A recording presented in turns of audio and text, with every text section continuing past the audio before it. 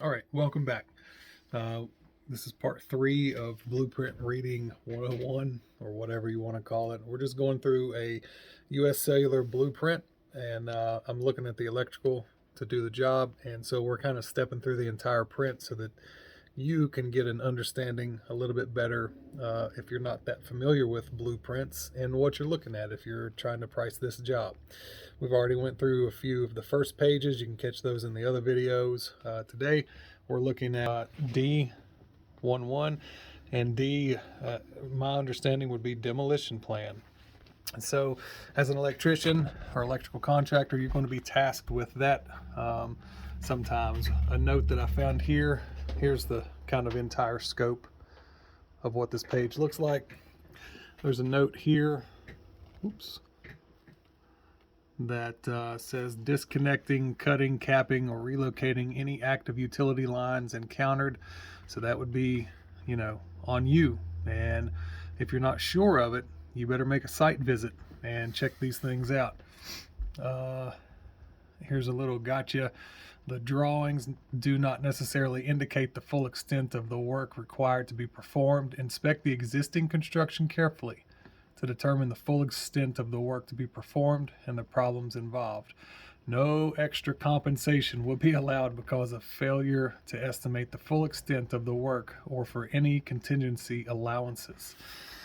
What that means is they're saying that if you come up on something that you didn't include in your original base bid, that they're not going to pay you for it. And so that's why I'm saying it would be important to try to make a site visit on some of these.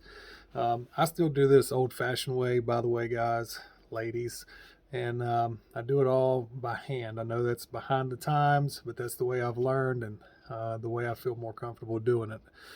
Maybe one day I'll learn to do it on computer, but for now, this is just the way I'm doing it. And here, we've already done the shell of this building, and so we were the ones to do the power. And so we know that this is already here, but this hexagon or sextagon, 1, 2, 3, 4, 5, 6 sides. Anyway, that is a keyed note, okay? And it'll have the number of the note here, and it'll say key notes, and it kind of gives you an idea of what's going on here. You come down, you look for your key note, right? And so 20, which is what this one was, is existing electrical equipment to remain. And then another note: all existing abandoned non-essential wiring, cables, supports, framing, hangers, etc. do not leave anything abandoned in place unless otherwise noted. Remove all services back to the nearest logical termination point, where termination point is concealed by new construction unless prohibited by code. So you guys may just need to check on that and make sure that you're going to be within the parameters of what they're outlining here. Some contractors and architects will be very stringent on what they pay you for based on the bid totally, and some contractors are a little bit more lax, and you just kind of got to wade your way through it. And I will tell you, we will get to the bid part of this before too long, but in this video, let's just say, go ahead and put you a few percentage points on the end of your bid to compensate for little things that you might not see. As a new guy, you might be like, oh, I can't. It depends on how hungry you are, how much work that you have. So you might have to throw a little bit extra on there just to cover yourself for those just in case things. I've seen it already several times in my career, especially if you ever have to get into litigation or anything like that. That's only happened one time so far for me. But anyway, that's this demolition page. I think we have another demolition note page here.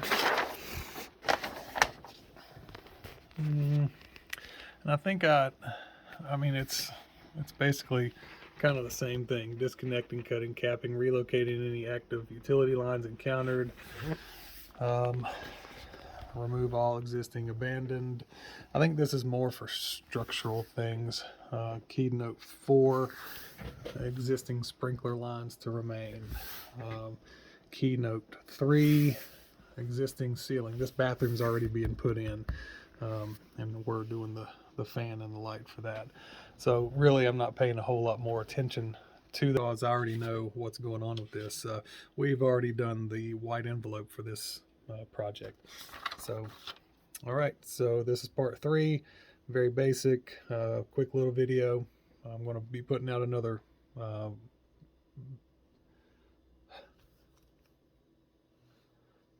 getting a phone call.